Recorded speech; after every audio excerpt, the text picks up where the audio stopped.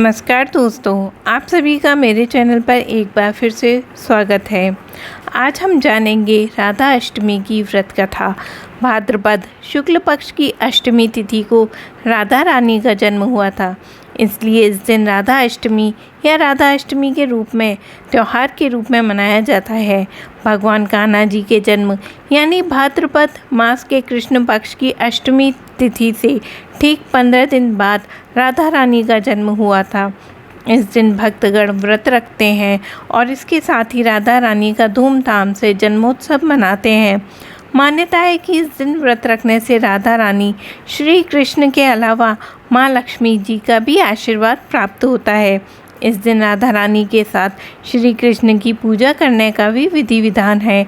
अगर आप भी राधा अष्टमी का व्रत रख रहे हैं तो राधा रानी की विधिवत पूजा करने के साथ ही इस व्रत की कथा का पाठ अवश्य करें।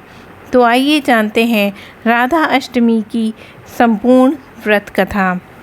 ब्रह्म वैवर्त के अनुसार एक समय की बात है, गोलोक धाम जहाँ श्री कृष्ण अपने नित्य विहार करते हैं, वहीं राधा रानी भी श्री कृष्ण के साथ निवास करती थी। एक बार की बात है जब राधा रानी कुछ समय के लिए गोलोक से दूर थीं, तब भगवान श्री कृष्ण अपनी एक सखी विरजा के साथ विहार कर रहे थे। जब राधा जी को इस बात का समाचार मिला तो वह अत्यंत क्रोधित हो उठी और तत्काल श्री कृष्ण के पास पहुंचकर उनसे कठोर वचन कहने लगी। राधा रानी का यह रूप देखकर श्री कृष्ण के परम मित्र श्री दामा को बहुत दुख हुआ। उन्होंने सोचा कि राधा रानी ने प्रभु श्री कृष्ण से अनुचित व्यवहार किया है। इसी कारण क्रोधवश श्री दामा ने राधा जी को श्राप दे दिया कि हे देवी, आपको अपने दिव्य धाम गोलोक छोड़कर पृथ्वीलोक पर जन्म लेना पड़ेगा।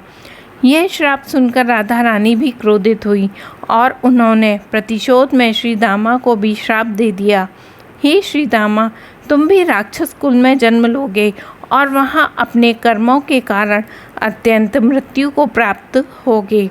राधा जी के श्राप के फलस्वरूप श्री दामा का जन्म शंखचूड़ राक्षस के रूप में हुआ और यही शंखचूड़ भगवान विष्णु जी का अनन्य भक्त भी था, जिसके बाद में भगवान शिव ने युद्ध में पराजित किया।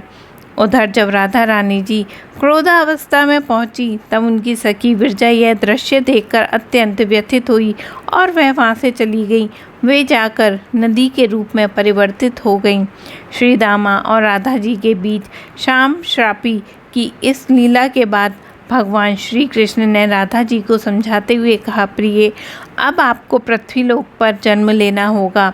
आप वहाँ ब्रज भानु जी की और उनकी पत्नी कीर्ति देवी की पुत्री के रूप में प्रकट होंगी। सांसारिक दृष्टि से आपका विवाह रायण नामक वैश्य से होगा, जो मेरा ही अंशावतार होगा।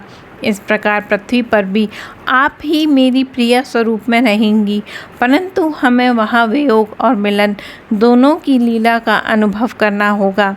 भगवान श्री कृष्ण के वचनों के पश्चात योग माया ने कीर्ति देवी के घर में प्रवेश किया। जब कीर्ति देवी प्रसव पीड़ा से गुजर रही थी, तब योग माया ने वायु के रूप में वहाँ प्रवेश किया और उसी क्षण राधा रानी कन्या के रूप में प्रकट हो गईं और इस प्रकार देवी राधा रानी का दिव्य अवतरण पृथ्वी पर हुआ और वे ब्रजभानु जी की लाडली पुत्री के रूप में बरसाना धाम में पली बड़ी हुई। और इस प्रकार से राधा अष्टमी की यह कथा यहाँ पर समाप्त होती है। आप सभी को राधा अष्टमी की हार्दिक शुभकामनाएं। मान्यता यह है कि जो भक्त श्री कृष्ण जन्माष्टमी का व्रत रखते हैं, उनका व्रत तभी पूर्ण माना जाता है जब वह राधा अष्टमी का भी व्रत रखते हैं। आप सभी का दिन मंगलमय और शुभ हो। भगवान हरि की कृपा आप पर बनी रहे।